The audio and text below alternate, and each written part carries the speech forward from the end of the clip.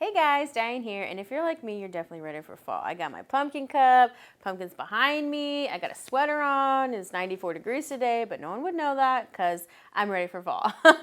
So today I'm going to be giving you a list of books that I recommend you read this fall to get you in the season, so stick around and we'll get to it.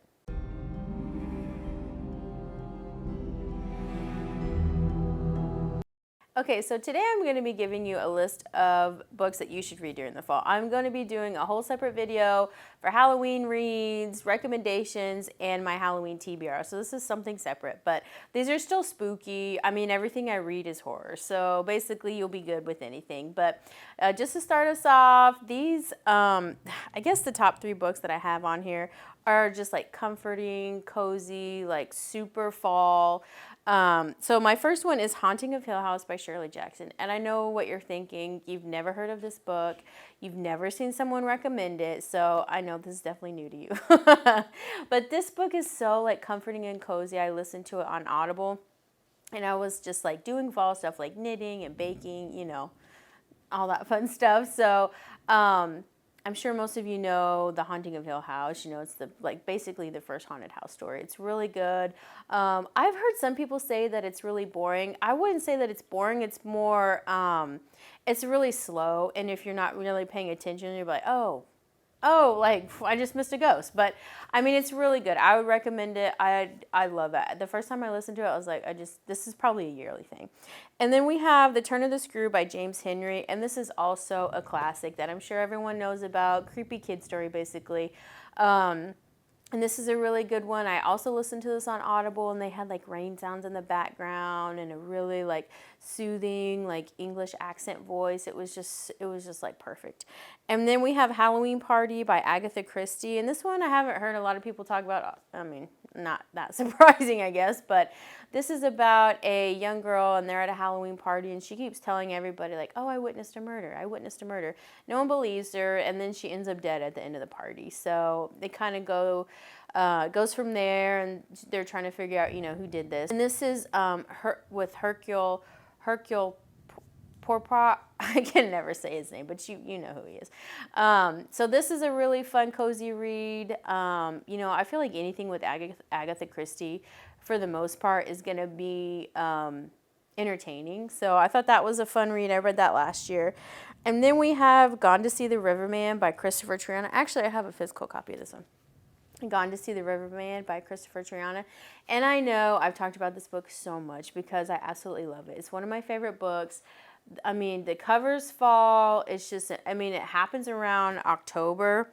And so this is about a woman. She has like this relationship with a guy that's in jail, and he sends her on this mission basically. And she goes, and it just gets crazy from there. This is perfect for fall. I would have waited, but I had been wanting to read this book for so long, I couldn't wait. So this is definitely like a 10 out of 10 book. You've got to read it. Honestly, please do it.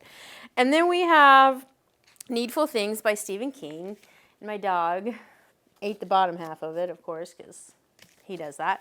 And I'm sure you've probably heard of me talk about the Needful Things as well. It's such a good book. I know I don't really hear a lot of people talk about this book, this Stephen King book in particular, just because it is really long. I would recommend it on Audible. The voices change, and actually I think Stephen King reads this on Audible, so that was kind of cool. And it was just such a good book. You have like the fall vibes. You have all the community, and it's going from person to person. It's just a really good book. For some reason, this book to me is so comforting, and I just love it so much. And then we have The Chestnut Man by Soren Svistrup. And this book, oh my gosh, when I first read this book, I was devastated. This is such a good book, and they actually have a TV show on Netflix that is amazing. The show is literally just like the book. It's so good. It's one of those adaptations that's it just floors you because it's just amazing. So this is about a serial killer, and he leaves like little chestnut people around like every time he has a victim. And this is just this book is just so good. It's actually one of those first books that ever made me cry. I actually cried in this book because it was so sad. But this happens in fall too. So this is a good, not murder mystery, but you're kind of trying to figure out like who the serial killer is. And it's almost police procedural type of thing. But this is so good. And I flew through this. It is pretty big, but this story just like captivates you and you'll just not want to put it down. And then we have Night Film by Marissa Pessel. I'm assuming that's how you say it. And this book is phenomenal. I'm sure you've probably heard of this book too. And this is about a investigative journalist, and he is obsessed with this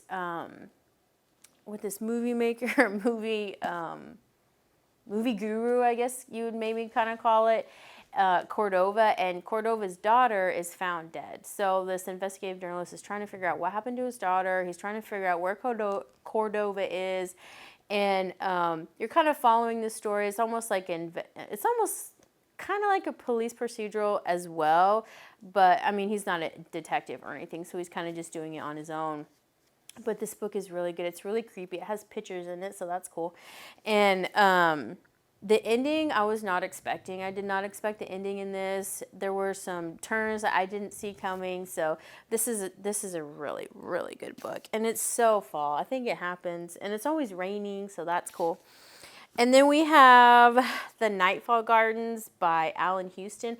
And this is a book that I don't typically read like dark fantasy, but I just saw the cover. I was like, man, that's really cool. And this is actually book 1. I think there's like 4 in the series, but I've only read the first one. Not that, I mean, I want to read the other ones. I don't know. I just haven't yet. So this is about a brother and a sister, and their family has kind of like a traveling carnival. And one night they're kidnapped and they're taken to an alternate reality, to a different world. And this world is, the Nightfall Gardens. It's like this beautiful but deadly place. And this is really cool. It's almost like like I said, it's like a dark fantasy. It gives kind of like, it almost feels YA, just a tiny, tiny bit. Not a stupid YA, but like a good YA. Like, I haven't read a good YA, but I'm assuming that's what it might feel like. So this is really fun and just something different. It's really dark. It almost feels like, okay, anyways, but this is a really good book. It's really fun.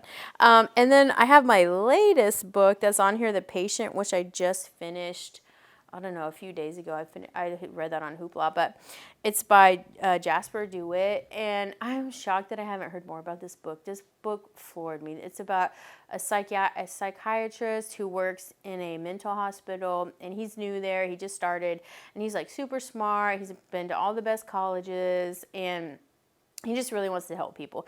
So he gets to this hospital. There's this one patient that not only is he crazy, but he's driving everyone else around him crazy, causing them to do things. So they kind of just stay away from him. So he's thinking, oh, I'm the one doctor that's going to be able to fix him. So anyways, it just goes from there and it just gets crazy. This book was so good. And it actually like really scared me. I haven't been scared in a book like that in a long time. It gave me goosebumps. It was so good. I just loved it. And it's only 224 pages, so that's a very short read. You can easily read all these books this month and next month and let me know how you like them. But that's my last book I have on here as far as my fall recommendations. So let me know in the comments if those are some of the books that you might like to read, or if you've read them, or if you have any fall recommendations. And hit that like and subscribe button, and we'll see you next time.